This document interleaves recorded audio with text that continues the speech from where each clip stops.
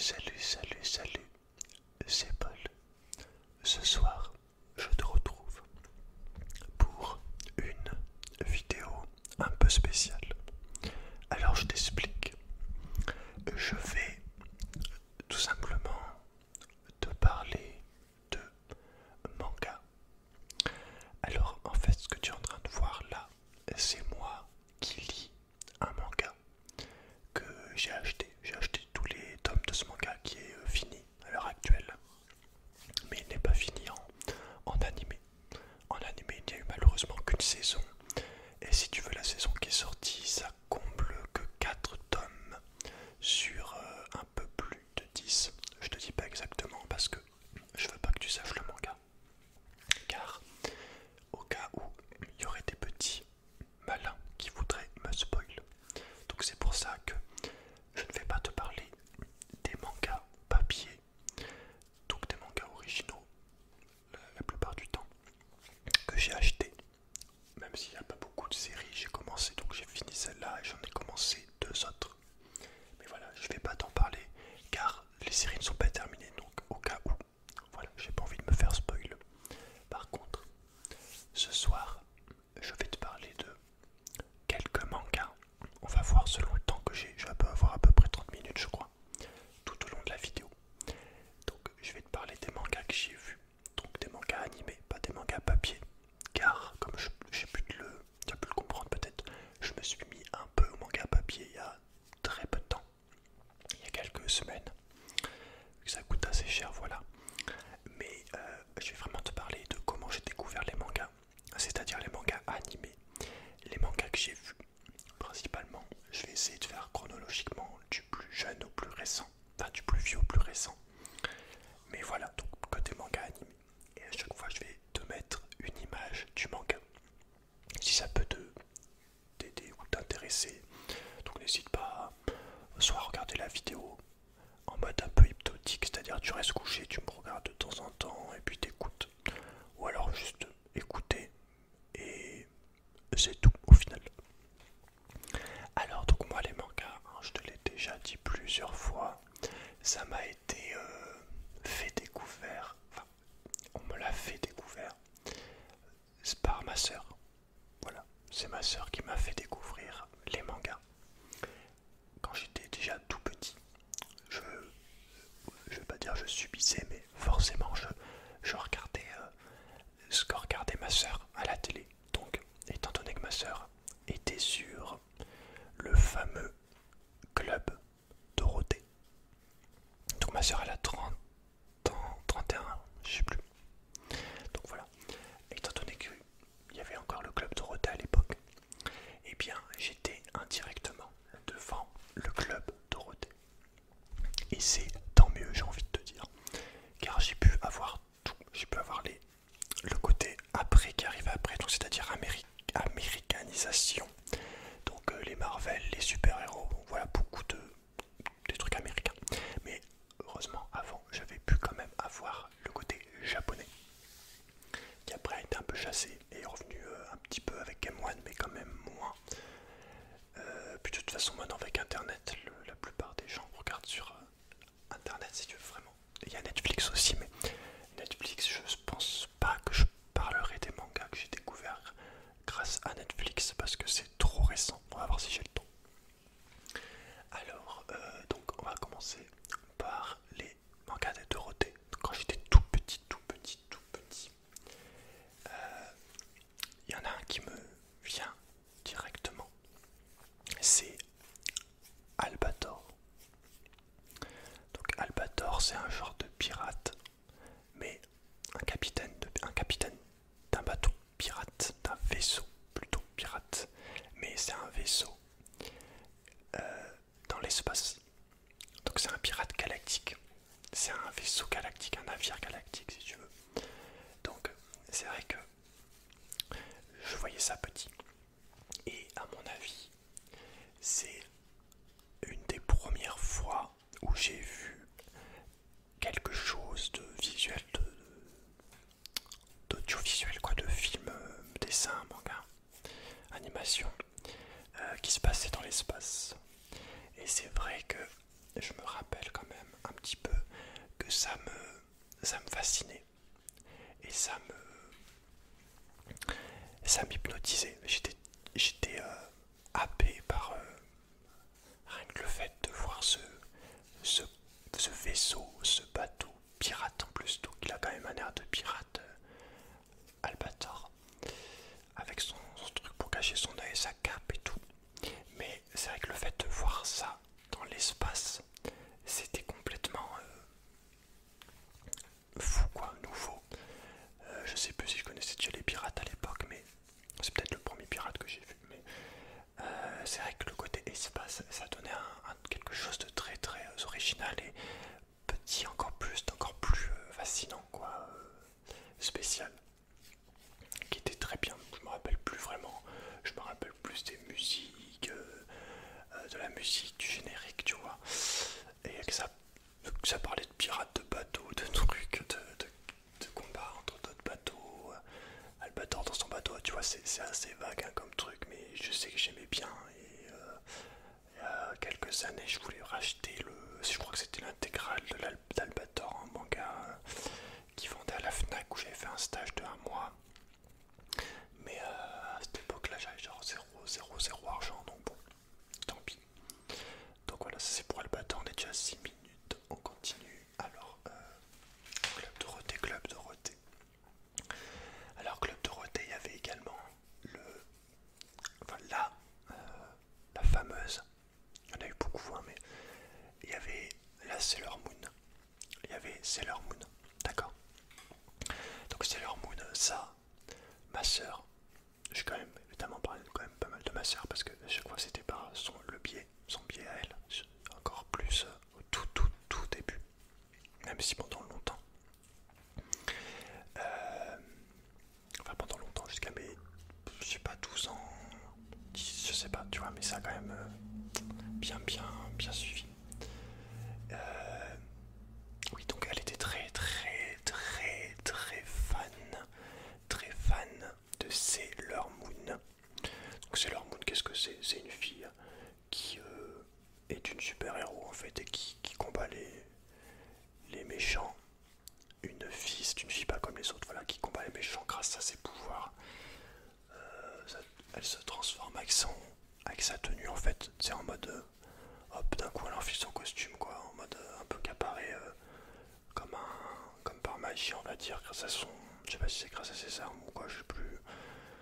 C'est des trucs que tu regardes il y a longtemps. Si t'es pas genre ultra fan, après tu l'oublies, il y a tellement de trucs. Mais voilà, donc elle sauve la ville, elle combat les méchants. Généralement à chaque épisode, voilà, il y a un nouveau méchant, un nouveau problème, tu vois. Et elle a pour l'accompagner son chat et d'autres Sailor. Donc elle c'est Sailor Moon, c'est la lune. Elle a Sailor Mercure, Sailor Jupiter, Sailor machin, voilà, c'est Sailor de toutes les planètes, je pense. Il y en a une c'est avec de l'eau, enfin en bleu, l'autre en vert, une autre en rouge, orange, ou je sais plus. Mais voilà, elles ont chacune une tenue de couleurs différentes, avec de cheveux différentes normales, enfin, et des pouvoirs différents, quoi, une tenue différente. Mais voilà, à chaque fois elles se transforment toutes. Quoi. Normal, c'est une équipe, quoi, on va dire que c'est une sorte d'équipe de super-héros, quoi, un petit peu. Et dans tout ça, il y a un mec, pour Sailor Moon, je crois, un homme masqué, où c'est son amour secret, un truc comme ça, là, où je crois qu'à la fin, je spoil, hein, je crois qu'à la fin, elle doit finir avec, je sais pas. Ma soeur a tous les mangas et ouais, tous les mangas qui étaient réédition en plus, même si c'est assez vieux. Donc voilà, tout ça là, c'est ce que je te dis depuis tout à l'heure. Bon, je t'en ai dit que deux, mais c'est des mangas de avant 2000, je pense 95 ou 90. J'ai pas regardé à chaque fois, peut-être moins, peut-être pas un peu plus, mais voilà, c'est des trucs assez vieux quand même. Peut-être même encore plus vieux, hein. J'ai pas trop de check parce que sinon ça aurait été vachement long à préparer. Mais voilà, donc c'était Sailor Moon, franchement c'était sympa Sailor Moon. C'était pas violent, tu vois, c'était à chaque fois tu te demandais comment elle allait arriver à combattre le truc. Des fois c'était des gens un peu, tu te doutais pas que c'était cette personne, mais en fait hop, après bim, c'est elle se transforme en monstre et tout. Donc voilà, il y avait quand même un côté original, fantasy, combat, très très bien, tu vois. Je préférais Sailor Moon à Albator, mais je dis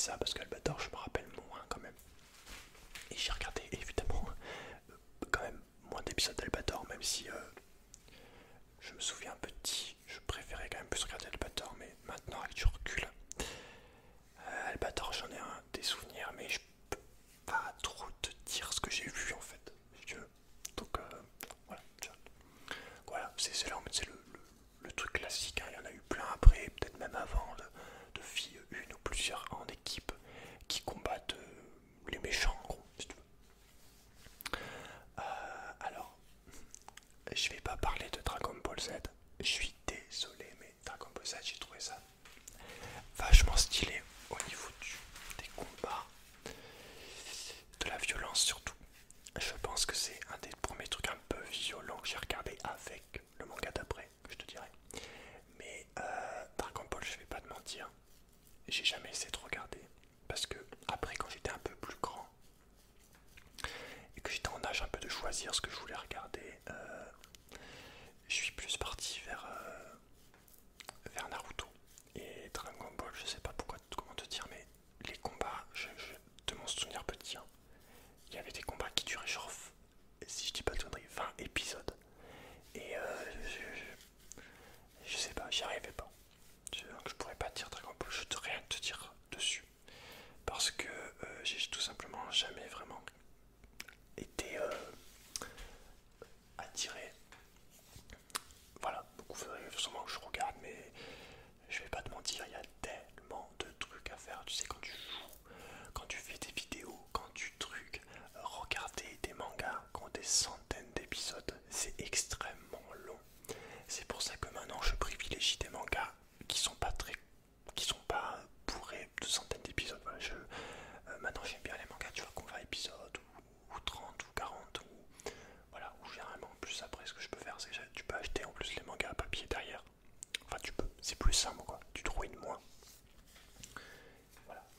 Mais par contre, je vais te parler de Les Chevaliers du Zodiaque ou Senseiya. Mais moi j'ai jamais appelé ça Senseiya parce que c'est Chevalier du Zodiaque sur Club Dorothée. En tout cas, la chanson hein, c'était Les Chevaliers du Zodiaque. Hein, c'était pas enfin pour moi en tout cas, je crois pas qu'il y avait le générique original qui est très bien aussi, hein, qui est vraiment la crème de la crème. Mais voilà, donc Les Chevaliers du Zodiaque racontent, même si, comme je te le dis depuis tout à l'heure, c'est quand même des souvenirs. Même si ça, j'avais essayé de regarder il y a quelques années un petit peu, que c'est là justement que j'avais bien kiffé. Mais après j'avais abandonné parce que je crois qu'il y avait quand même pas mal d'épisodes également.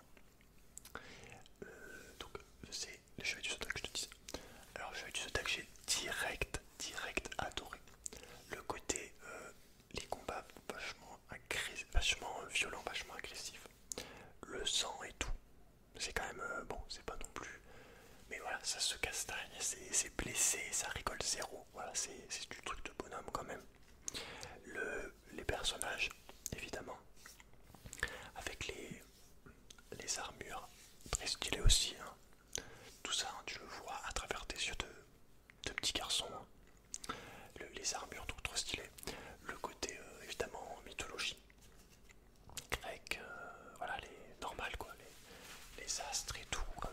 Chaque mec a son armure, qui a sa constellation, enfin voilà, qui a ses techniques, qui a sa personnalité évidemment. Et puis voilà, tu vois, je me rappelle plus trop, mais voilà, je sais que j'adorais les combats, que ça se castagnait, que c'était super. Quand j'étais dedans, voilà, j'étais en mode, j'étais vraiment à fond dans le combat et tout.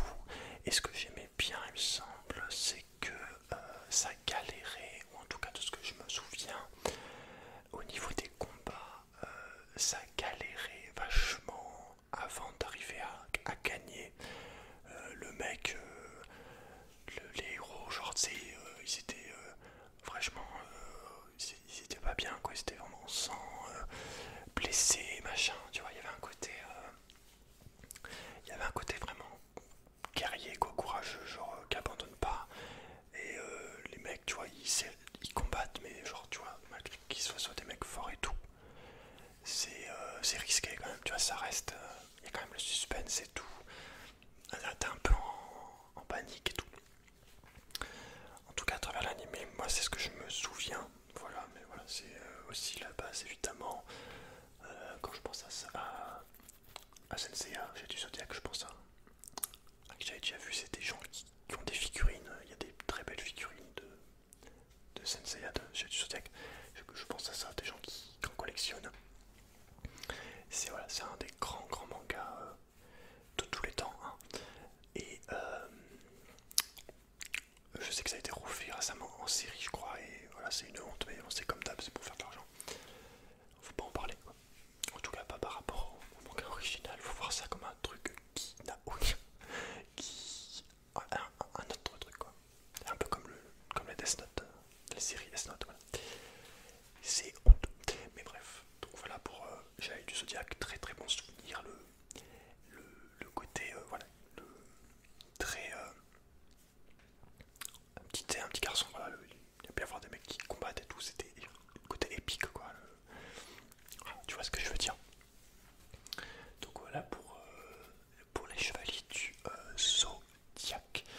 Tout ça également, je tiens à préciser, évidemment il y avait les génériques à chaque fois. Et voilà, c'est des génériques que je connais quand même vachement bien et qu'on chantait déjà à l'époque. Donc forcément c'est resté, voilà, c'est la base. La base, la base, la base. Alors, comme je t'ai dit, hein, ça va sûrement, je vais vraiment pas tous les faire. Ouais. Je te parle de quelques mangas que j'avais petit, que je connaissais déjà. Enfin petit, je voulais faire tout, mais ça allait peut-être être trop court. Alors petit, il y avait également, toujours sur le club Dorothée, hein, nous avions Nicky Larson. Alors Nicky Larson, c'était le sang. C'était juste excellent. Voilà. Alors Nicky Larson, déjà tout le côté justice, une fois de plus, le mec qui arrête les vilains. Nicky Larson, voilà, le personnage en lui-même qui n'a pas à des couilles, tu vois, n'a pas froid aux yeux. Le mec, il tire, voilà, il va prendre les mecs, il s'en bat les couilles, tu vois. Bon, il reste à couvert, il fait gaffe, mais tu vois, il a la volonté, quoi, de rétablir l'ordre et la justice, de faire son putain de travail d'enquêteur, de policier, de truc, de tout ce que tu veux. De genre de super-héros de la ville aussi. Mais voilà, le mec déjà de base, il est quand même assez stylé, voilà, il apporte rien, on va dire. Nicky Larson ne craint personne, voilà. Et quand les coups de feu résonnent, voilà. Et donc déjà il y avait ça.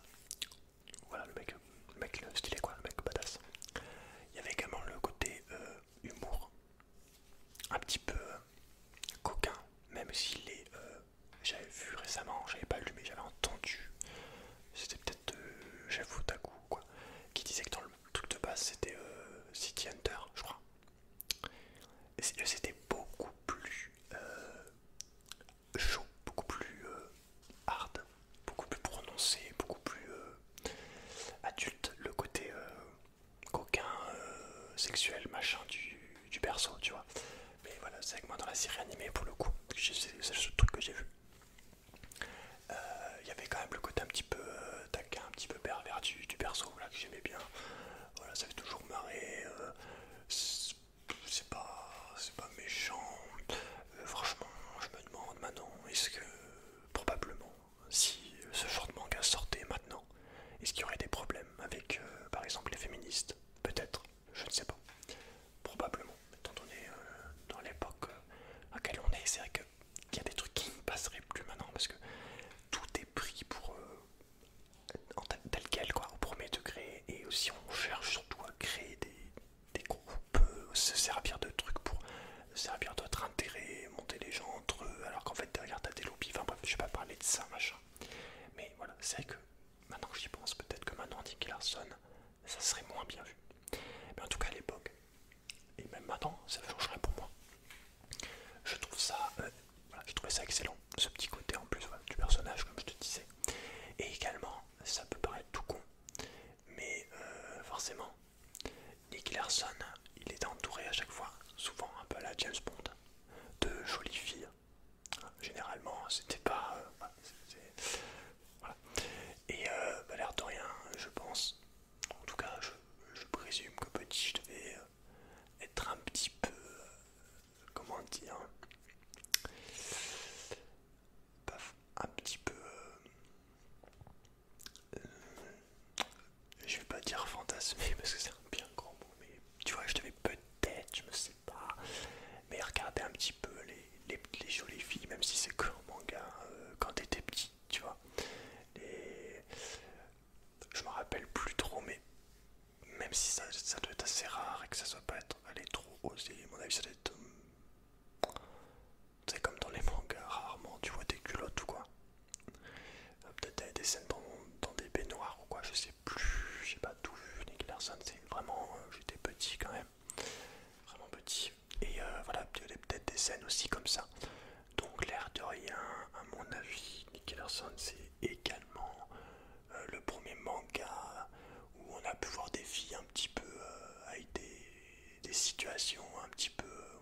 osé quoi. Quand il y avait ce côté aussi là, à mon avis, de.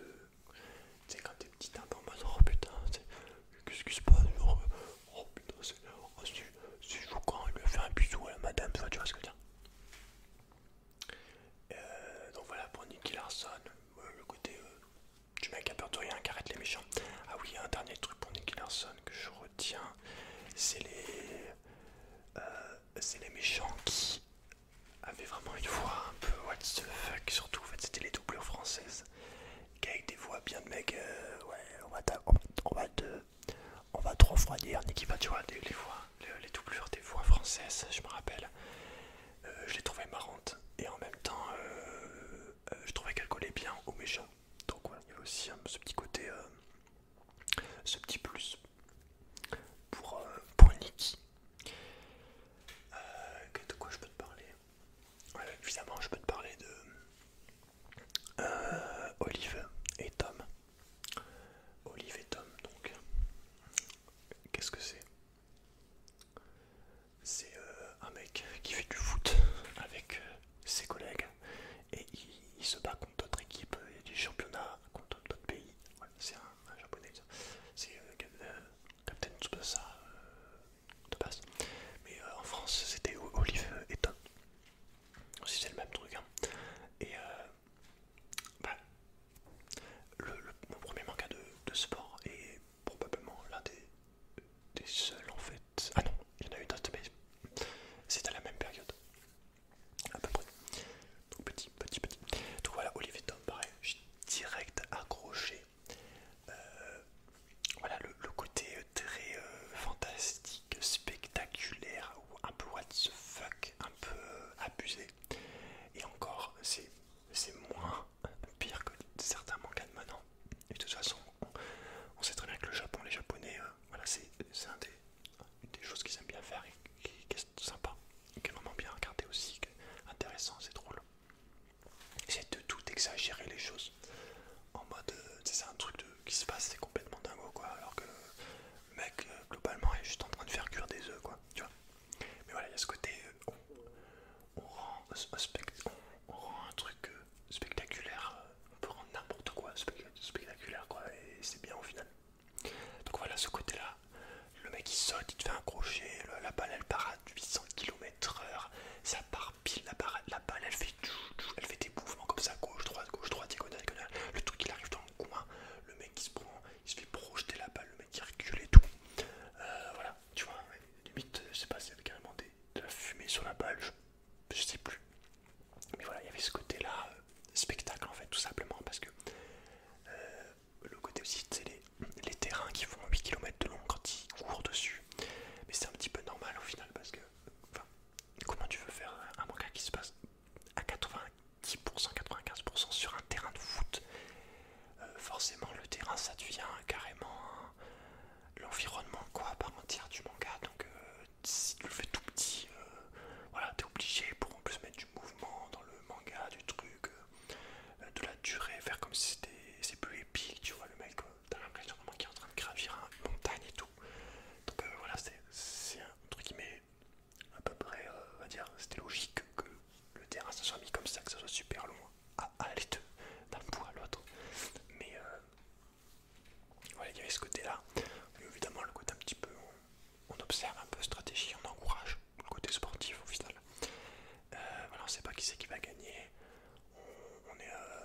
On est dedans quoi. On regarde le match et avec le côté, donc, comme j'ai dit, plus stylé du truc, le côté plus fantastique, spectacle quoi. What the fuck. Et voilà, j'avais vraiment bien adoré. Et déjà à l'époque, j'étais pas trop. Enfin, je l'ai jamais été trop. Même si maintenant un peu plus, mais voilà, j'étais pas trop sport d'équipe. Mais j'aimais bien par contre jouer au foot avec mon père et ma mère. Mais ouais, sinon principalement j'ai toujours été sport en un contre un. Donc tu sais, badminton, etc. Quoi. Voilà, je sais pas, je trouve que c'est plus. Je sais pas, je saurais pas te dire, tu profites plus du truc, t'as plus un échange.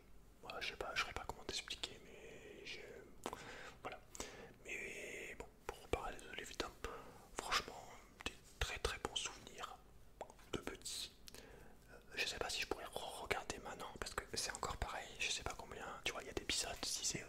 500 épisodes de partie. Je pense que ça m'énerverait un petit peu, je pense que ça me lasserait. Parce que, d'accord, tu peux mettre du suspense, mais au final, le suspense, c'est un peu toujours le même, quoi. C'est ce qui va gagner le match ou pas. Qu'il y a un remplaçant, qu'il n'y en ait pas, qu'il y a un blessé, qu'il y a un mec qui triche, etc., etc. Mais bon, voilà, Olivier Tom, on s'en souvient, hein, comme ou si c'est pas c'est un autre, mais quasiment chronologiquement la même date. Le premier manga et le seul, donc comme je disais, je pense, ou l'autre, mais à la même date, mais maintenant, depuis, j'en ai pas regardé, il me semble. C'est voilà, le premier manga de sport qui arrive à, malgré que ce soit que des parties de foot, arrive à complètement te faire rentrer dedans. Et voilà, tu es en mode qu'est-ce qui va se passer, quoi, qui va l'emporter, mon gars. Donc, ouais, le côté est très, au final, j'allais dire contemplatif, hein. Tu regardes quelque chose, dans tous les cas, tu regardes forcément parce que c'est un manga animé. Juste tu regardes, mais voilà, le côté un peu plus en mode allez, putain, vas-y, marque le but, putain, voilà, et encourage et tout, un peu plus interactif, même si tu n'agis pas directement sur le truc, quoi, mais bon. Donc ça c'était pour Olivier Tom. Qu'est-ce que je pourrais il y avait le côté, enfin il y avait le côté, j'essaie vraiment de faire les tout premiers trucs. Il y a des choses, je sais pas si on peut considérer comme des mangas. Ça, je pense que oui. Je pense que d'ailleurs il y aura plusieurs parties de ces vidéos. Parce que là je vois que on est déjà à presque 30 minutes et au final j'ai parlé même pas de la moitié. Je pense, si je m'en souviens, si je les note, des mangas petits, déjà tout petits, du Club Dorothée. Mais en tout cas là il y en a un que je me souviens aussi, qui est également que ma soeur adorait. C'était Lady Oscar. Alors Lady Oscar, on est sur une femme blonde, un peu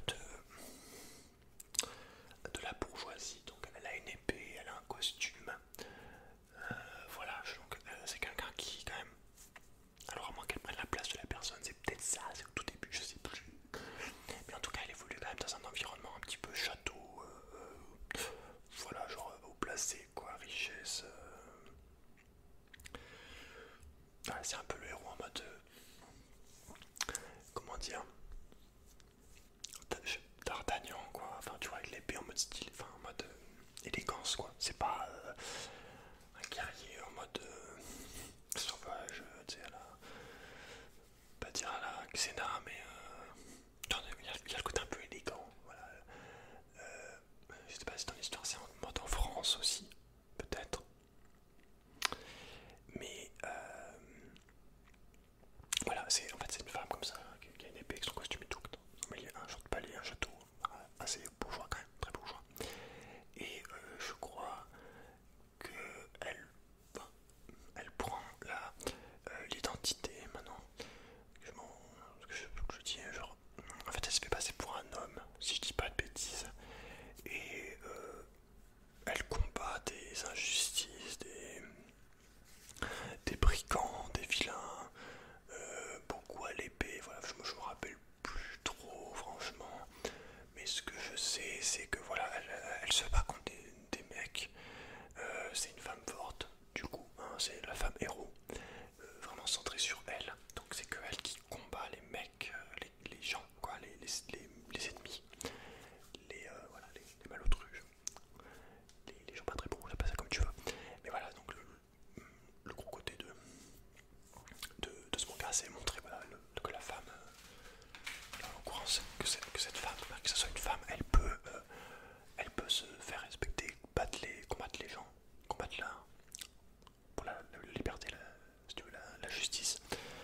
Voilà, ça change rien et je pense que peut-être, ouais, c'est vrai qu'à l'époque, en termes de manga, peut-être même de manière globale, il n'y avait pas forcément beaucoup de mangas où on avait des héros forts comme ça, forts en caractère, forts en combat, en force pure, quoi, capables de se battre, de se défendre, tout ça,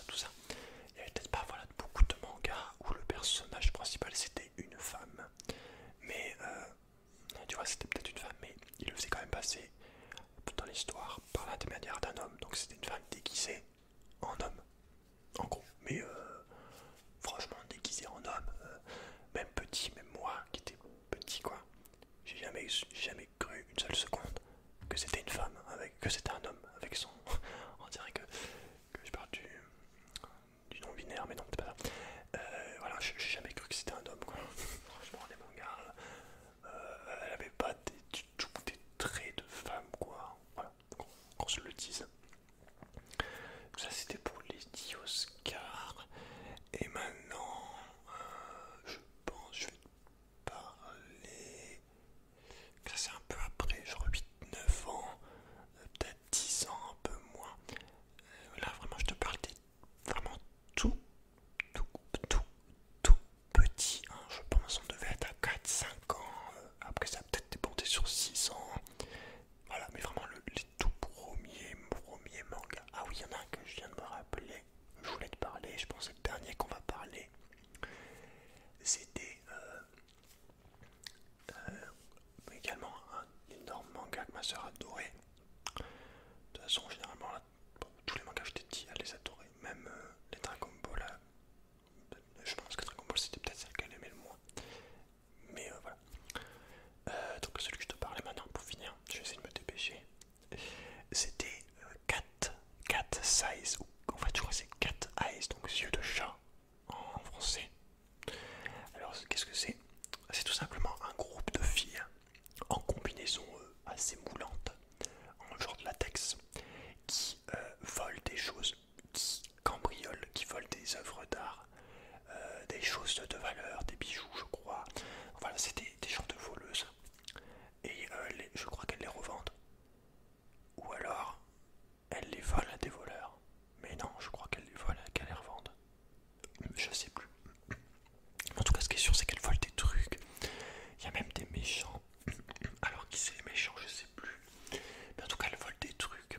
Et du coup, il y avait tout ce côté action. Ça se passe souvent dans la nuit, les épisodes. Forcément, elles cambriolent en mode discret et tout. Et donc, elles sont par groupe. Donc, c'est qu'un groupe de filles. Donc, je sais plus combien elles sont, 4 5 je sais plus, 6 3 machin, je sais pas. Et voilà, elles volent des trucs. Il y avait donc tout ce côté infiltration, discrétion. Et c'est un peu, avec un peu des gadgets aussi. C'était un peu en vrai les Total Spice de l'époque. Donc voilà, j'aimais bien, pareil, la musique, voilà, les filles et tout étaient jolies. Enfin, étaient jolies pour quand t'es petit, quoi. Mais bon, voilà. Malheureusement, je peux pas te parler plus. Je vais essayer de déborder un tout petit peu sur le début de la voilà, mais ça aussi, voilà, j'aimais bien le côté mystère. On sait jamais si ça allait bien se passer en fait, voilà, si ça allait pas mal tourner, si elles allaient arriver à faire leur coup sans qu'il y ait de problème, quoi. Voilà, si tu veux. Bon bah écoute, j'espère que je vais avoir assez de temps pour calquer le son sur la vidéo sans que ça soit trop bizarre pour toi. Mais en tout cas, voilà, j'ai bien aimé faire cette vidéo. N'hésite pas à me dire ce que tu en as pensé et je ferai probablement d'autres épisodes sur mon expérience avec les mangas. Même si là, je t'ai cité vraiment les tout premiers mangas quand j'étais minuscule. Voilà, le du Club Dorothée, et j'en ai probablement oublié. Voilà, je t'ai pas parlé des mangas après quand j'avais 8 9 ans et après quand moi-même j'ai regardé des mangas de mon initiative, quoi. Enfin bref, je te laisse. Prends soin de Prophète pour rêver. On se dit à